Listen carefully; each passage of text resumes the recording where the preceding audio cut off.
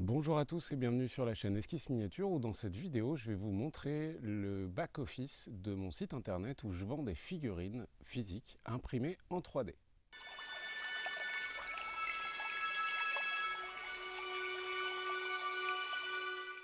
Je reçois régulièrement des mails sur comment tu fais pour produire les figurines que tu vends sur ton site, ou alors comment tu as fait pour monter ton site, ou en gros comment tu fais pour vivre de la production de figurines à petite échelle, puisque là on parle de toute petite échelle, hein, c'est rare que j'ai dépassé la dizaine ou la quinzaine d'exemplaires physiques vendus d'un seul produit.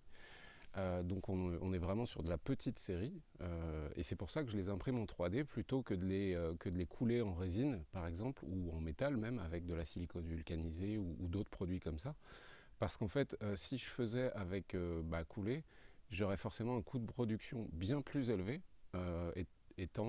partant du principe qu'un moule ça coûte entre 50 et 300 euros, quoi, et juste de matières premières. Et en plus, un moule, ça s'use, ça se fatigue. Vous allez me dire, les imprimantes 3D aussi, ça s'use, ça se fatigue, oui, mais de manière enfin très très inférieure qu'un moule qui au-delà de quelques centaines de tirages, va commencer à fatiguer, va perdre en qualité, tout simplement. C'est pour ça que je les produis donc en 3D avec les imprimantes 3D dont je vais vous parler dans cette vidéo. À aucun moment c'est ma technique, donc mon quotidien qui fait que j'imprime des figurines est la bonne et ultime, pas du tout. Il y aurait moyen d'optimiser sans aucun doute mon temps de travail, mon temps de manutention autour de la production de ces figurines. Mais au vu de la quantité que je vends et au vu de mon quotidien et du plaisir que je veux garder à produire ces figurines, j'ai décidé de procéder comme ça. Mais partez du principe, voilà, encore une fois, qu'il y a plein d'autres imprimeurs 3D qui fonctionnent différemment, qui eux vont être quasiment tout le temps proches de leur machine. Moi, c'est pas trop le cas. Moi, la machine, j'y vais pour lancer un print, pour nettoyer le print. Voilà. Et elles sont dans une pièce qui est isolée du reste de la maison, qui est aérée, histoire aussi d'éviter les émanations qui sont pas bonnes du tout pour la santé. Et voilà. Et du coup, mon quotidien ressemble à ce que vous allez voir dans cette vidéo quand j'ai des commandes de version physique. Je ne vais pas aborder dans cette vidéo le sujet des fichiers 3D parce qu'en fait, là, je n'ai pas grand-chose à faire. Une fois que la figurine est produite en 3D, elle est conçue en 3D, dans ma méthode de production, il y a toujours conception 3D, vérification 3D, crash test, c'est-à-dire que je vais les imprimer à plusieurs reprises histoire d'être sûr que ça fonctionne, que j'ai pas de problème. Et ensuite, le fichier 3D est en ligne. Et ça, j'allais dire, et je ne vais pas vous mentir, vendre des fichiers 3D, c'est de très très loin le plus rentable pour un concepteur 3D. Parce que même si on y passe plusieurs jours à produire un fichier 3D, derrière, il n'y a plus rien à faire. À part si éventuellement il faut faire des mises à jour du fichier parce qu'il y a des erreurs qui sont passées dans les mailles du filet. Mais sinon, globalement, c'est de très loin le plus rentable parce que une fois que le fichier est produit, dès qu'il y a une vente qui est faite, c'est de l'argent qui rentre, tout simplement. Alors que la version physique, c'est un petit peu de manutention, c'est des machines à entretenir, c'est de la résine à penser à acheter. Bref, c'est du travail, en fait, tout simplement. Après, voilà, moi, ça me fait kiffer. Et je souhaitais simplement vous montrer les différentes étapes. Donc, vous allez voir, on va aborder la prise de commande.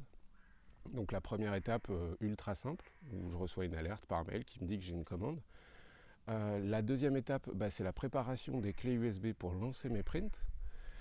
La troisième étape, c'est lancer les prints, mais là j'ai pas fait de vidéo parce que je fous les clés USB, j'appuie sur print et ça marche.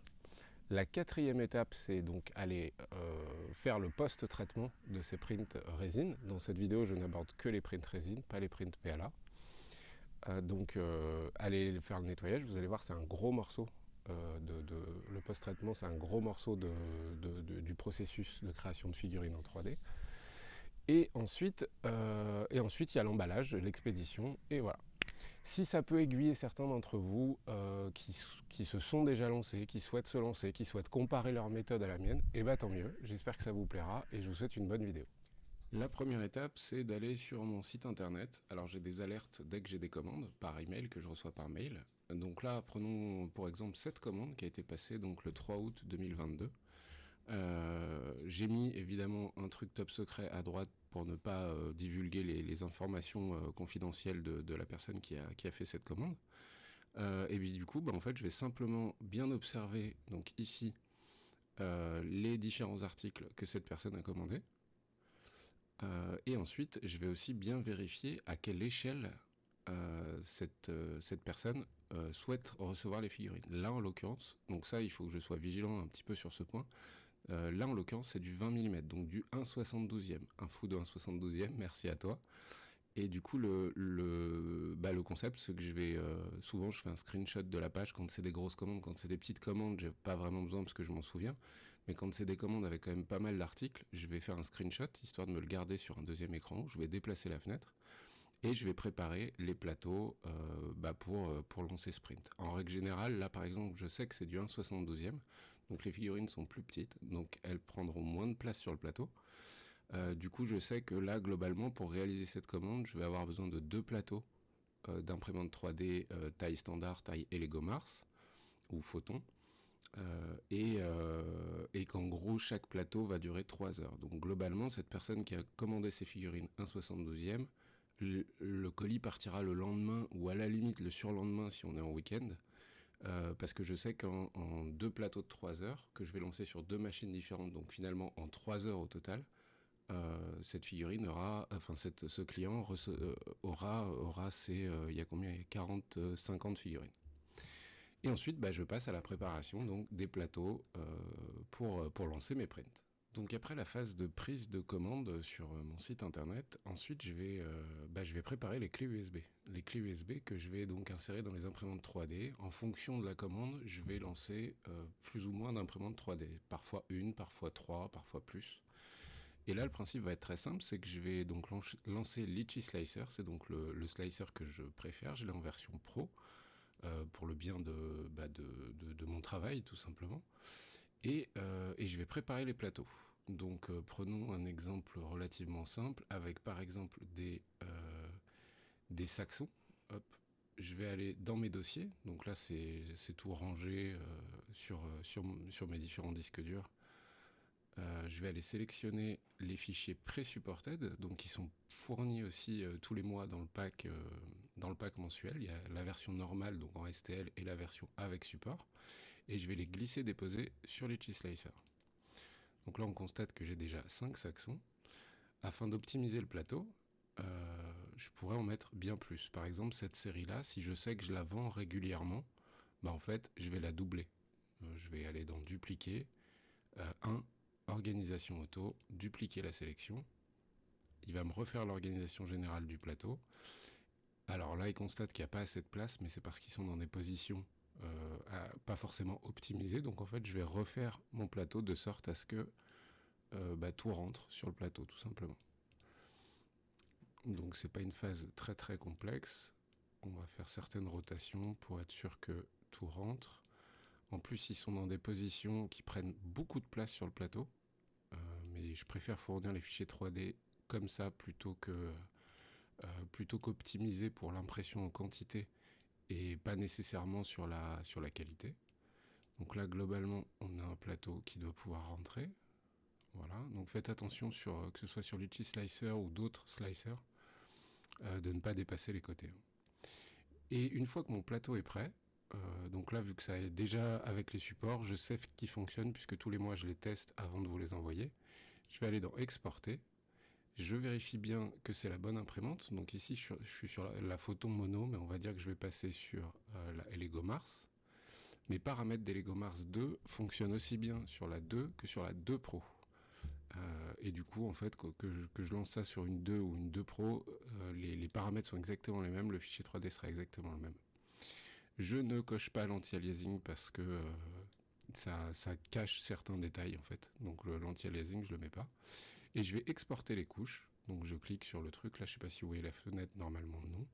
Et je vais l'envoyer sur la clé USB. Je vais préparer comme ça autant de clés USB que nécessaire pour réaliser la commande. Et ensuite je vais monter là où je stocke mes imprimantes 3D, où j'ai ma petite ferme à imprimantes 3D, et je vais lancer les prints. Avant ça, j'ai eu une période où j'utilisais un logiciel qui s'appelle Octoprint, qui permettait de lancer les prints sans avoir à bouger son cul du PC, puisqu'en fait, en gros, les imprimantes 3D sont connectées à un Raspberry Pi qui est connecté au réseau, et donc je peux envoyer en fait les données sans avoir à me déplacer. Le problème de ça, en fait c'est un atout génial, le problème de ça c'est que ça demande beaucoup de rigueur. Parce qu'en fait, si vous n'êtes pas à côté des imprimantes 3D, il faut être sûr et certain qu'elles sont prêtes à tourner. Il faut penser à avoir remis le niveau de résine, il faut penser à avoir nettoyé le plateau, remis le plateau, qu'elles soient bien fermées, et qu'elles soient en ligne, et qu'elles soient en marche. Donc ça veut dire, ça implique de les laisser allumer. Et en fait, ça, forcément, à un moment, vous allez faire une connerie. Ce que je veux dire, c'est que si elle n'est pas à côté de vous, à un moment, vous allez faire une connerie parce que une fois, vous allez oublier de remettre du niveau de résine, une fois, vous n'aurez pas mis le plateau, et la machine, elle va se lancer quand même croyant qu'il y a le plateau, et du coup, ça va imprimer sur le FEP.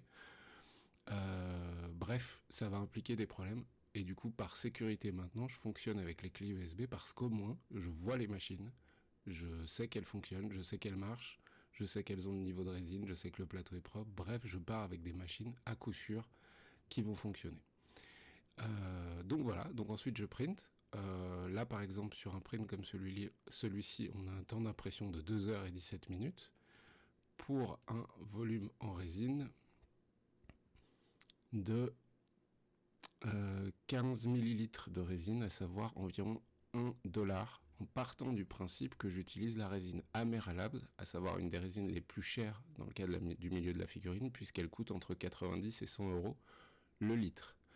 Partez du principe que si vous utilisez une résine relativement standard, mais un peu plus cassante, bref, un peu moins qualitative, vous ne serez pas à $1 pour cette dizaine de figurines, mais vous serez plutôt aux alentours de 30 centimes. 30 centimes de résine, en incluant la perte de résine pour les supports et tout ça. C'est vraiment le prix complet de l'impression. Donc je sais que ce plateau, il y en a pour 2 heures, donc je vais essayer de me débrouiller pour faire des plateaux qui sont à peu près de temps équivalent, si je lance plusieurs machines. Donc des plateaux entre 1h30 et 3 heures.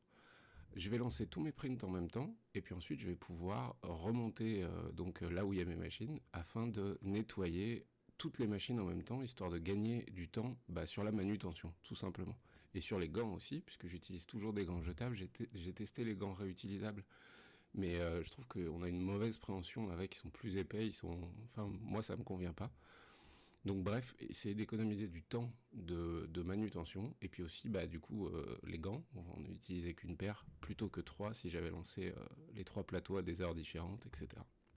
Mais ça je vais vous le montrer directement, comment je procède ensuite pour le nettoyage, la polymérisation, etc.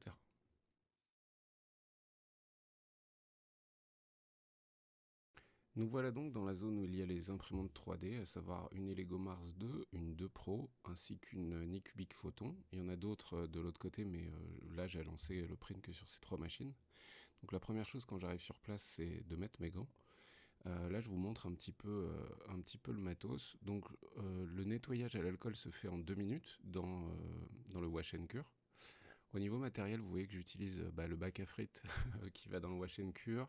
J'ai un petit sac poubelle également qui est hermétique parce que les déchets de grappe, vu que c'est de la résine non polymérisée, j'aime bien fermer le sachet pour que ça dégage pas d'odeur particulière.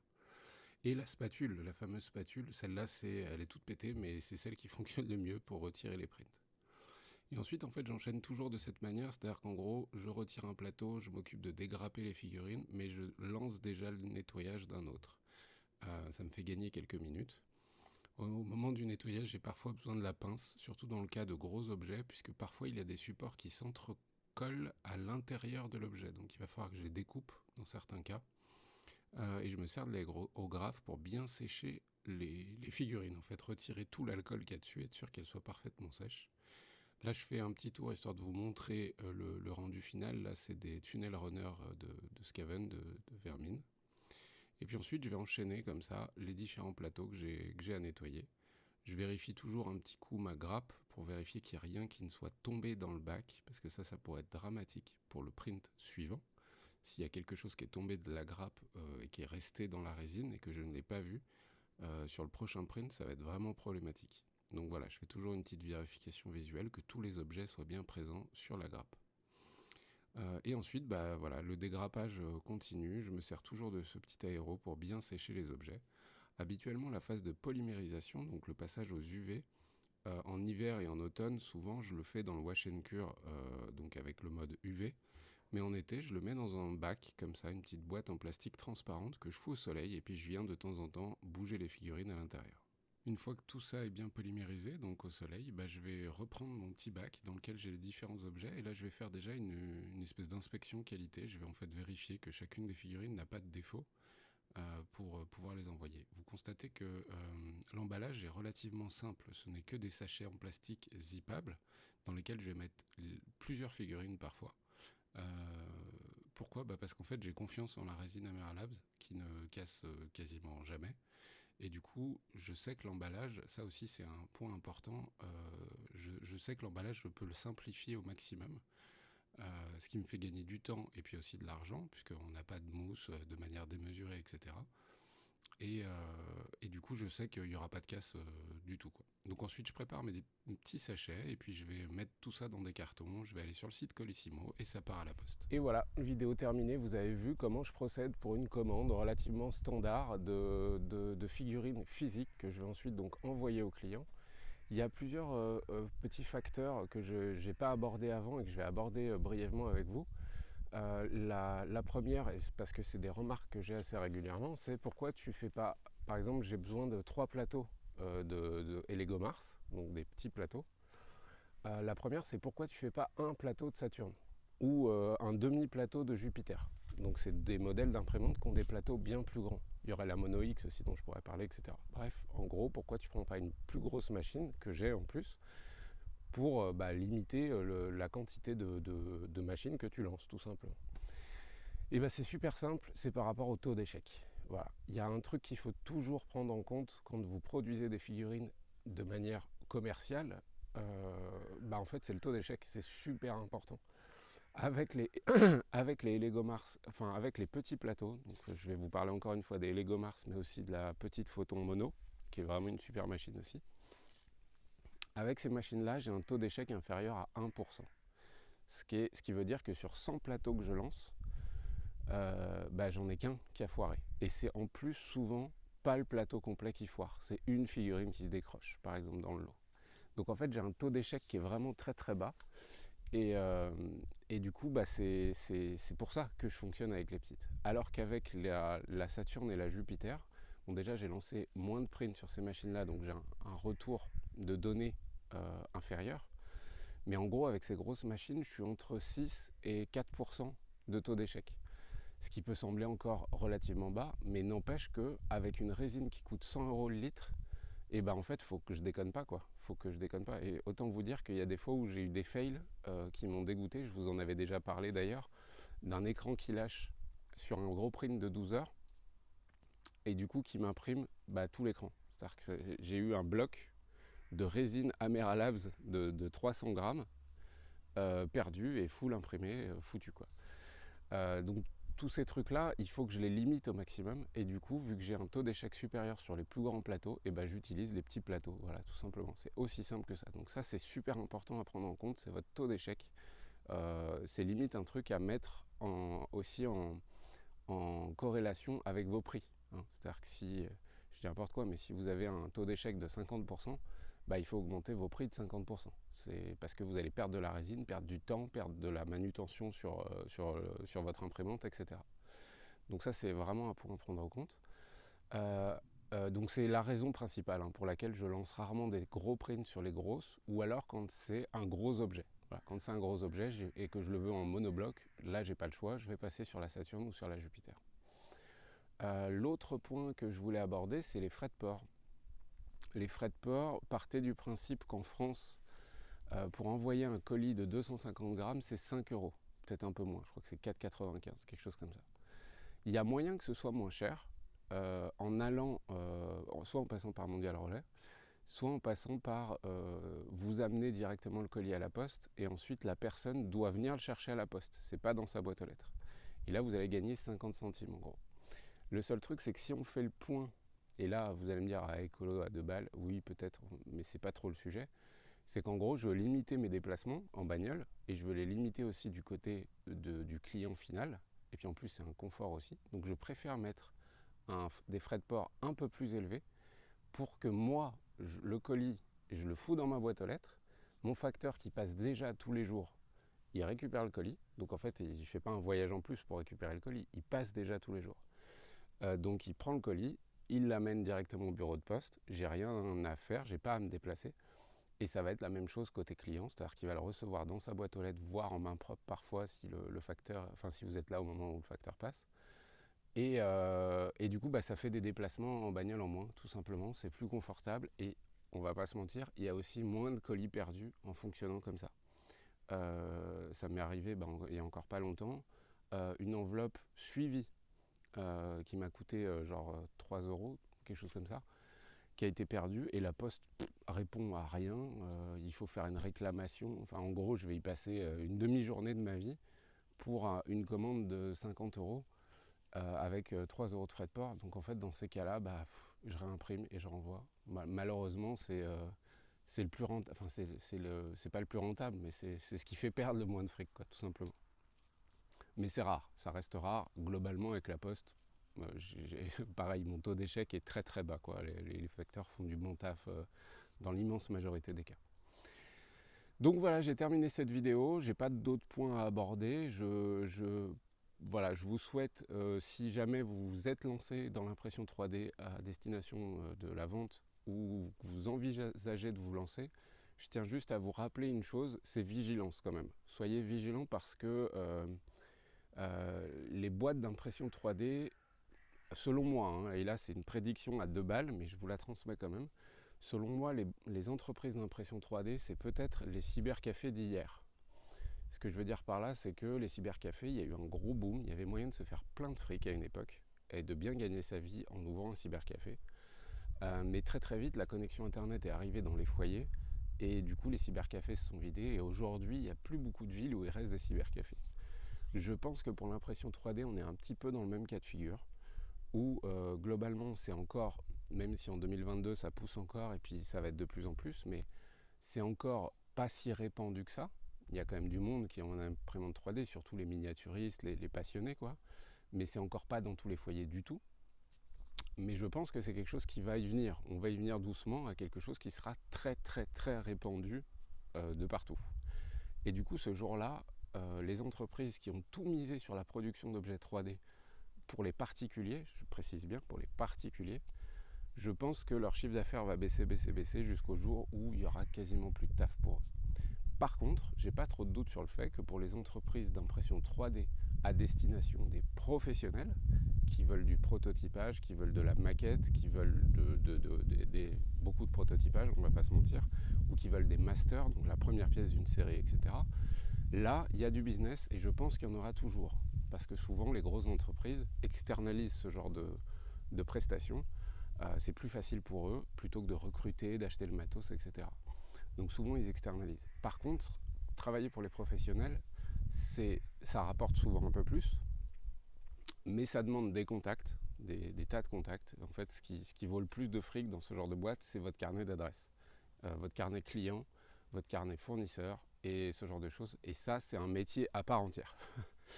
Donc voilà, je clôture cette vidéo là-dessus. J'espère que ça vous a plu.